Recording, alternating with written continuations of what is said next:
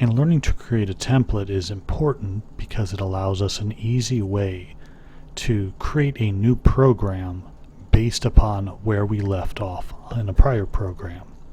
For example, and this is going to take me a second to navigate there.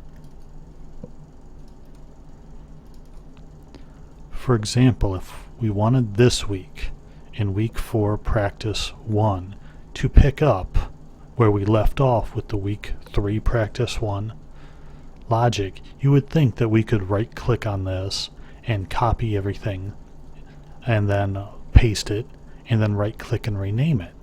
But that doesn't work.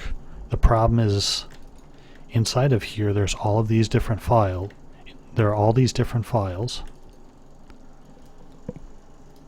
Sorry, I didn't mean to open the program. And they're all named a certain way, and inside of these files there's pointers.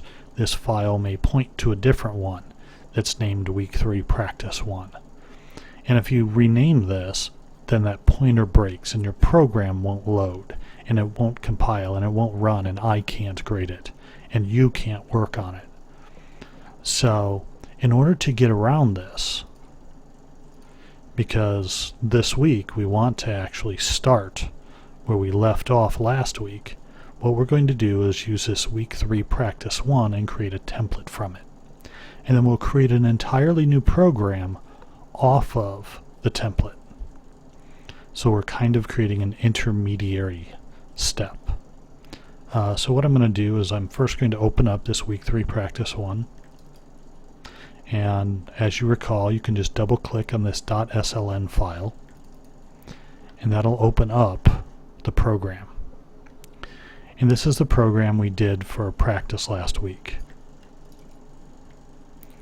And instead of redoing all of this GUI, taking the time and taking all the time to rewrite all this code again, what we're simply going to do is go up to the upper left hand corner under File and pull down to Export Template. And I know that you can't see the menu that pops up, but about 2/3 of the way down this file menu there's one option, Export Template. And when you choose it, you get this Export Template wizard that pops up. And we're going to create a project template, and we're going to create it from our week 1 practice 1 program. And we're going to name it week 3 practice 1, and I'm going to go over here and just put an underscore, and I don't know, we can call it complete or something of this nature. And this way we know that when we were done, this program represents all of the work for the practice 1 program of week 3, and that it was complete and done at the time that we created the template. We're going to automatically import it into Visual Studio, and this last one here will open up a directory showing you all the templates you have. And so at the moment I have one template saved at this location, even though I have multiple templates that I've created in the past. So we can just close out of this. But what is nice here is if we go under File and then New Project, okay, this is the window we've been using since week 1 to create a new program. Okay, and we typically use the Windows Form application. That's the template we've used up until this point. What we're going to do now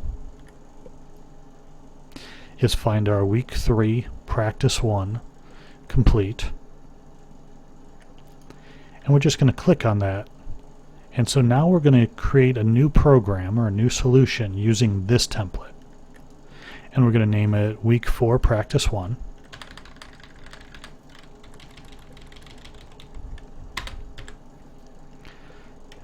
And that's all we're going to do. Click OK. And now if you look over here, week 4 practice 1 is the name of our project. And if we click in, we have the form and all the code that we created last week. So all we have to do now is go in and change our comments. So it says week 4 practice 1. And then go over to the GUI and change the form. Change its text property to say week 4 practice 1. Save everything.